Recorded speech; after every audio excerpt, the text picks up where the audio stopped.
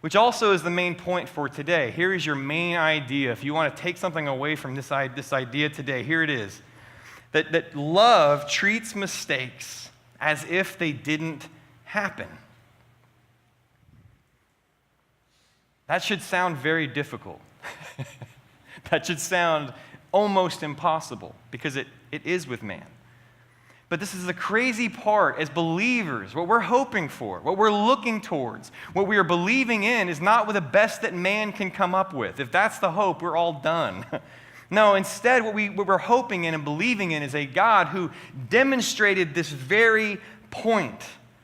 He says that love is patient, he says. You want to know a little bit about me? He says, love is patient. Love is kind. It's gracious, if you will. It's not self-seeking. Do you know that that's not something that the Spirit of God gave you so you could go around and check yourself?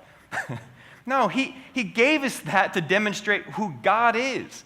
Did you know that Jesus did everything he did not to get something out of it? That wasn't his motivation. Why do I know that? Because love is not self-seeking. He did everything he did for you and for me purely out of the fact that he is love. And that's what love does. It reaches out, it redeems, it restores. It's what he does. It wasn't for himself. He's not self-seeking. So how does Jesus demonstrate this love that keeps no record of wrongs?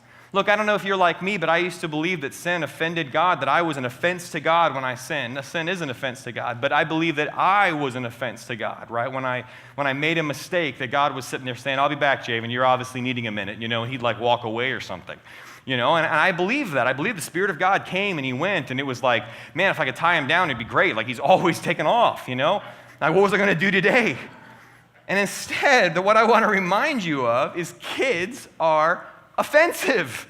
Okay, they are. Kids are offensive, and God said, be like children. He knew. He knew what you were going to do with your freedom. He knew what you were going to do with your free will, and you were going to be straight up offensive with it.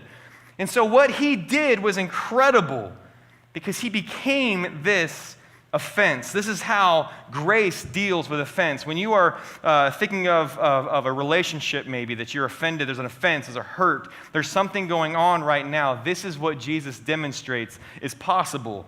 Hebrews 12:2, he says this, fix your eyes on Jesus, the author and perfecter of faith, who for the joy set before him endured the cross, despising the shame, and has sat down at the right hand of the throne of God. Grace takes offense into account.